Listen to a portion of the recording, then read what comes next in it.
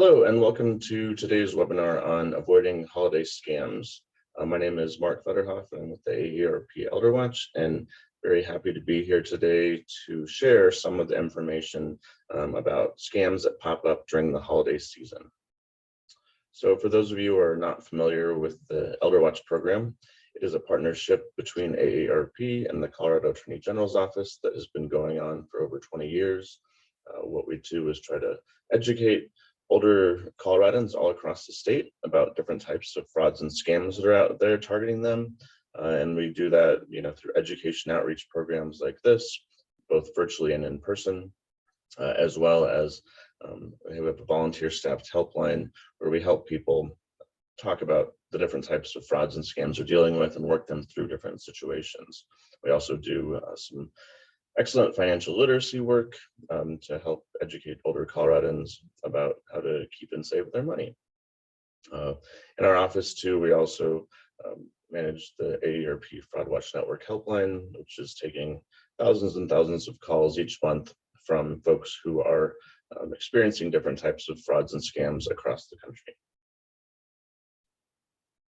So today we're going to talk about the different types of scams that are particularly prevalent during the holiday season.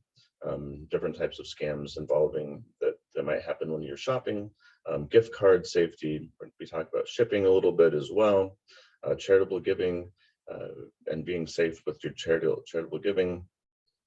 What has changed in 2022, different types of scams that are kind of evolving.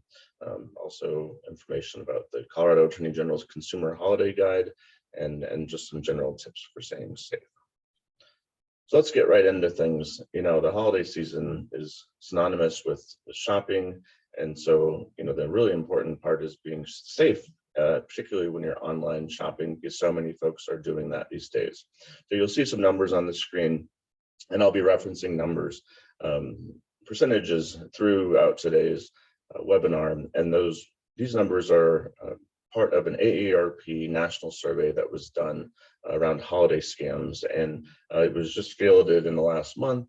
And we typically do this type of a thing to try and gauge the types of different scams that are targeting older adults and everyone, frankly, throughout the holiday season. And so this was a survey of folks 18 and over.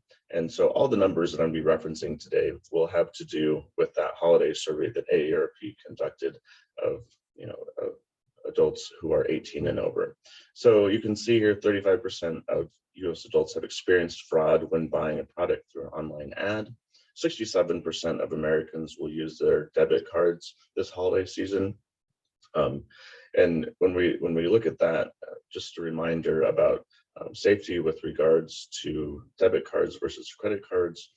Credit cards have more consumer protection, so if you're able to use a credit card rather than debit card, we highly recommend that, especially when you're shopping online. 53% of folks, and as part of the survey, intend to use peer-to-peer payment apps like Venmo, Zelle, or Cash App to send money, and 75% of peer-to-peer payment app users have sent money to a seller or someone they didn't know well. And so again, peer-to-peer payment apps, exactly like the name states, are meant to be used to pay friends and family for different types of goods and services. They also maybe for someone who you get a haircut with or you get your nails done with. Those are when you're supposed to use those apps for someone who you know. Not so much for someone who you don't know, because again, there are less protections around paying with Venmo, Zelle, or Cash App and other types of kind of platforms than would be with a credit card as well.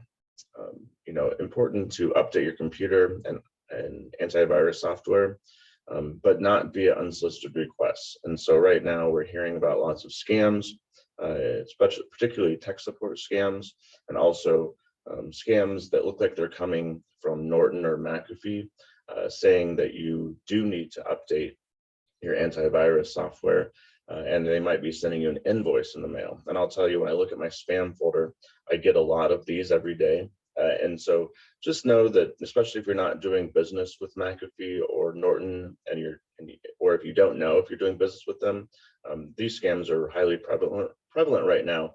And those emails that you're receiving with an invoice that say you might owe $499 and call this number if that you don't think is accurate, that they're trying to direct you to a scammer, and most likely they're trying to get on your computer and take even more money. So mark those as spam and get rid of them, because there's a lot of them going around right now. It's also important to do your online shopping in a safe location. Using free public Wi-Fi and using bank numbers and credit card numbers and that type of thing is not recommended.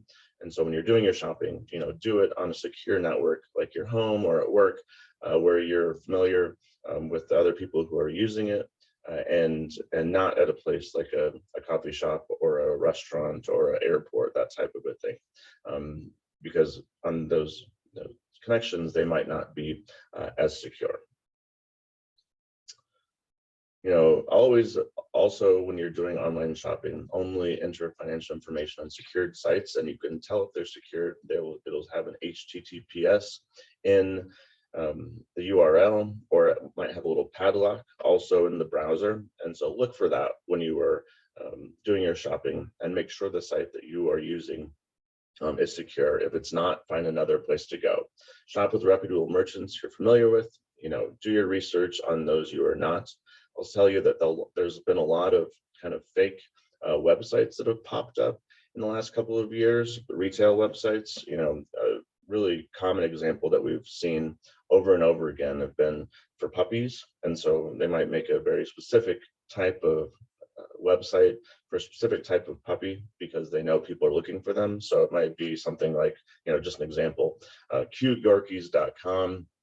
And so they put a bunch of stock photos of Yorkies on there. You send money via one of those peer-to-peer payment apps, and all of a sudden you think you're getting a puppy that's going to be shipped to you, and it never shows up.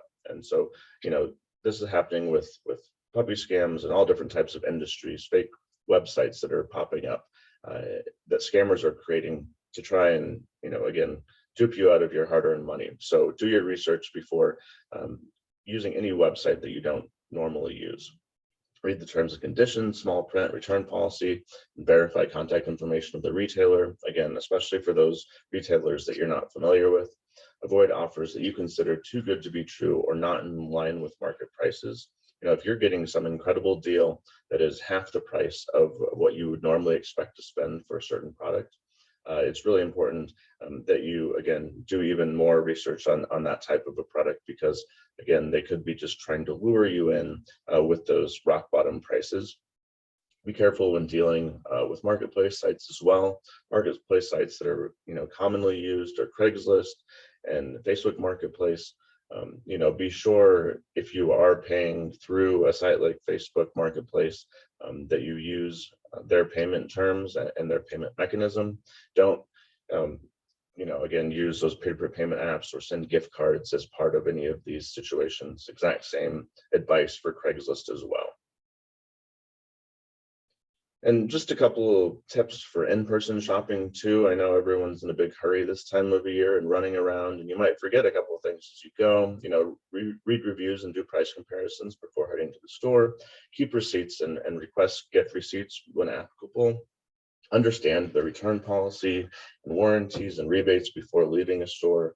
Keep bags and packages in your trunk or out of sight when you're parked. There might be thieves out there who are kind of lurking, or there might be people who, are having a hard time, and they might see an opportunity that they might not take otherwise. So don't give them that idea. Leave those packages in your trunk or out of sight so they don't know what's in your car. Also, be cautious in large crowds. Pickpockets and other thieves are lurking out there. It's just, be extra vigilant this time of year when there are extra crowds out of the stores and kind of out at shopping centers. Let's talk about gift cards for a second.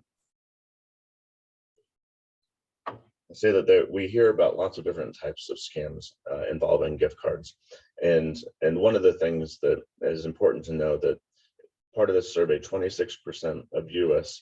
adults have given or received a gift card with no value on it. So we don't want that to happen, obviously. You'll feel really bad If you gave someone a gift card and didn't have any money on it that you plan to give them, and it doesn't feel good to receive that too when you go to a store to finally pick something up or pick something out for yourself and find out there's no value on it. So you know, it's important to follow the tips on this slide. You know, purchase online directly from the retailer if possible.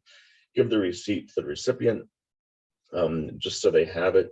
If you buy from one of those large racks that we find in grocery stores and different types of drugstores, inspect it thoroughly for tampering and ensure the PIN number on the back is not visible. This is where people sometimes get caught up. Lots of people buy their gift cards where you have a wide variety of them, but if you do that, make an extra special scan of it to make sure the package has not been tampered or anything else. If it has, alert the store clerk.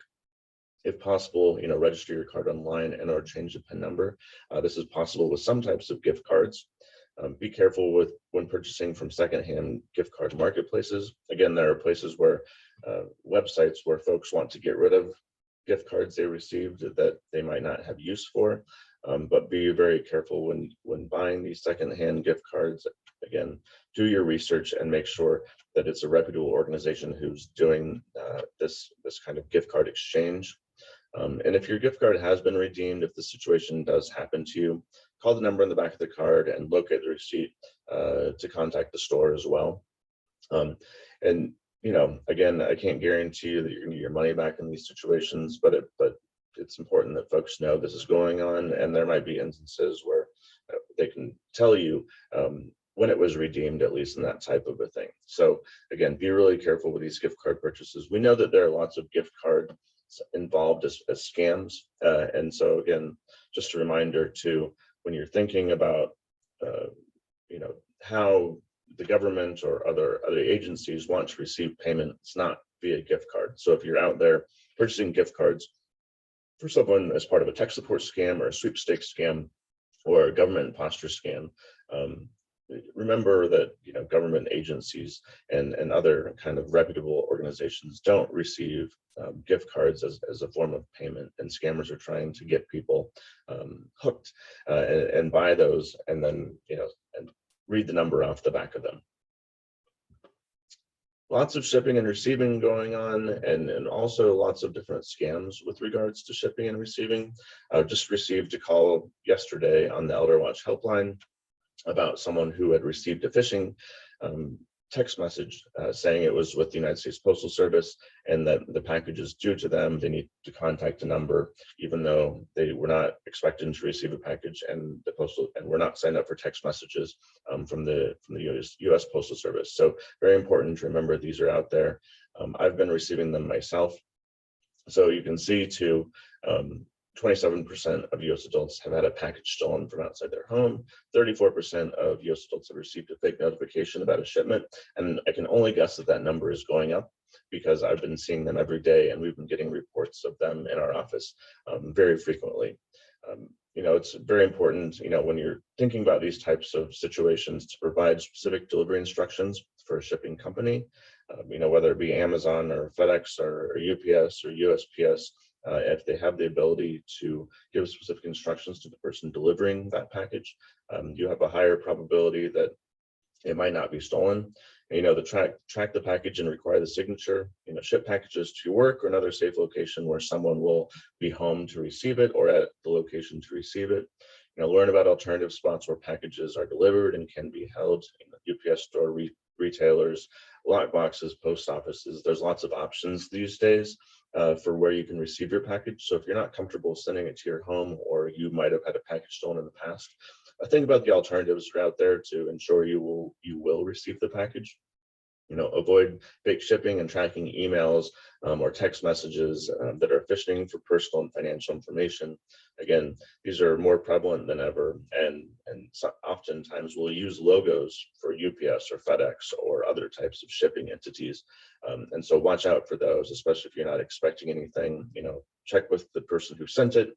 Also check known websites for tracking information as well for those companies like the FedEx and the UPS and the USPS.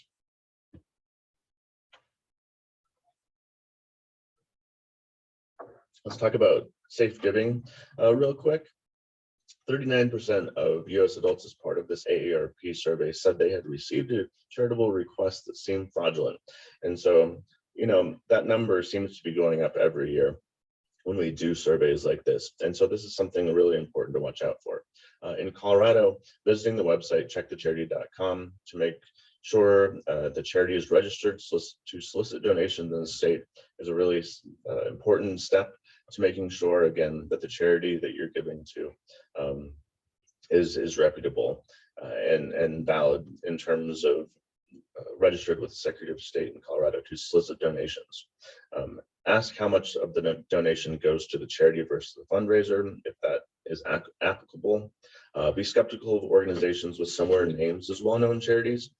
This happens fairly frequently when we have, a very well-known charity that might be for, a cause like cancer, where there's many different types of charities. Again, do your research and make sure that you're giving to the name of the organization that you're familiar with, that does good work.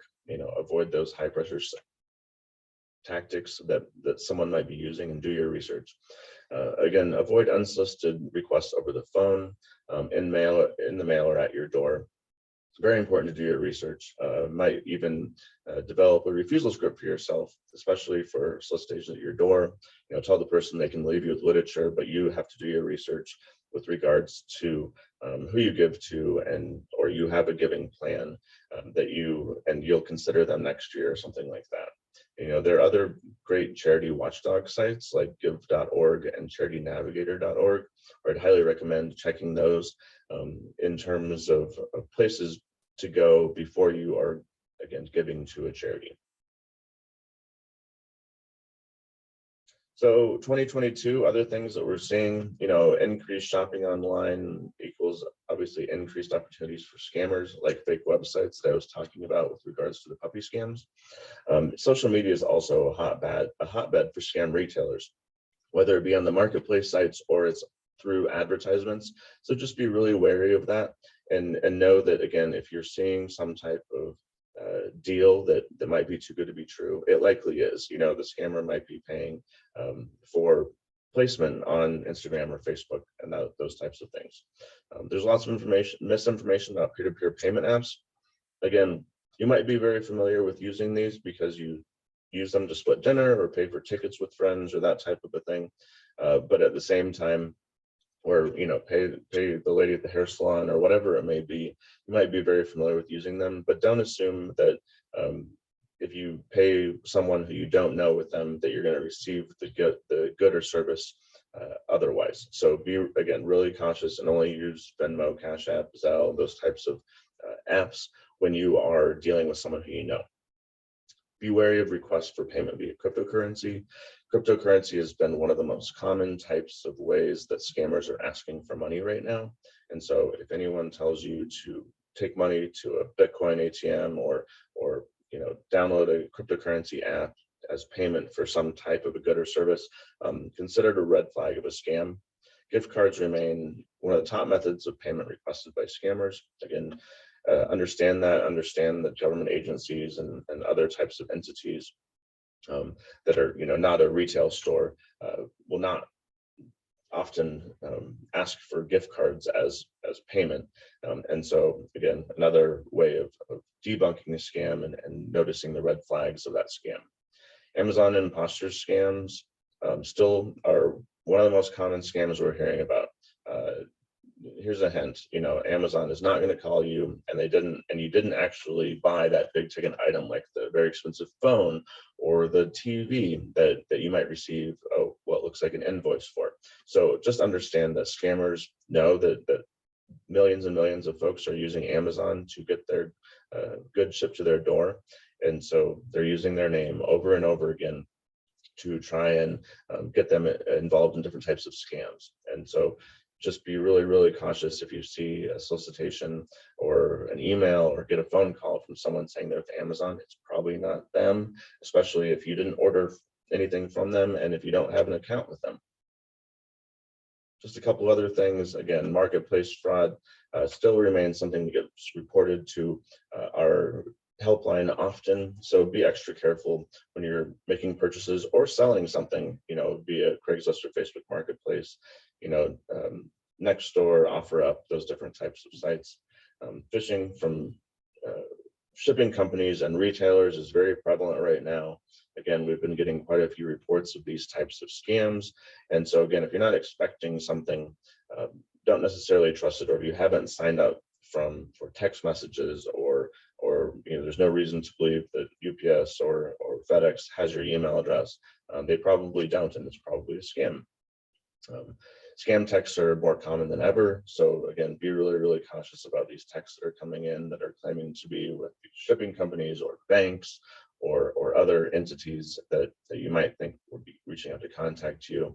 And just one more time, it might save you a lot of trouble down the line if you do research about a retailer you've not done business with, and find out, you can do a Google search with the name of that company and put the word scam or fraud or complaint next to it and see if other people have had problems with that entity.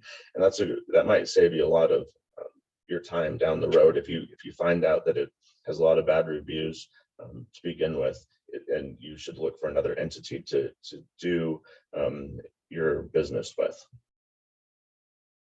The Colorado Attorney General's Office has a consumer holiday guide.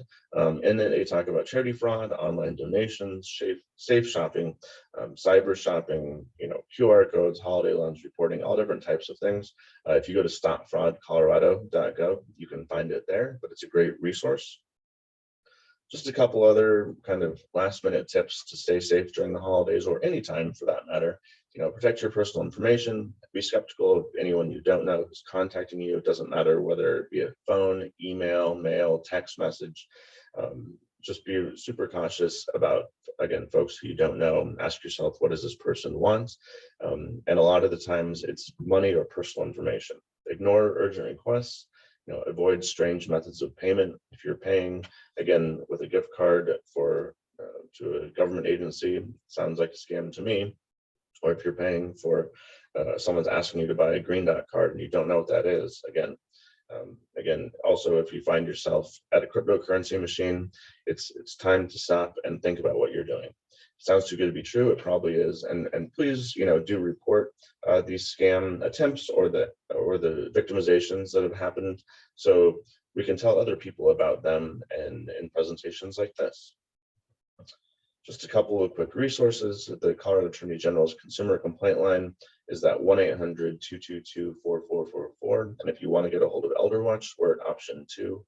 Again, that Colorado Attorney General's consumer protection education website, stopfraudcolorado.gov. You can see that on the screen. FTC is also a great place to report different types of frauds and scams. They also have a great website that deals with identity theft, both for proactive measures of protecting your identity, as well as reactive measures if you fear that your identity has been stolen. The FBI's website for reporting internet fraud is ic3.gov. It's that second one to the bottom there. And then you can get more information from AARP about the different types of frauds and scams that are out there. Our website is chock full of information. It's that aarp.org/FraudWatch Network. I want to thank you so much for taking a moment to learn about some of the most prevalent holiday scams that are being reported in Colorado, and have a very safe and wonderful holiday season.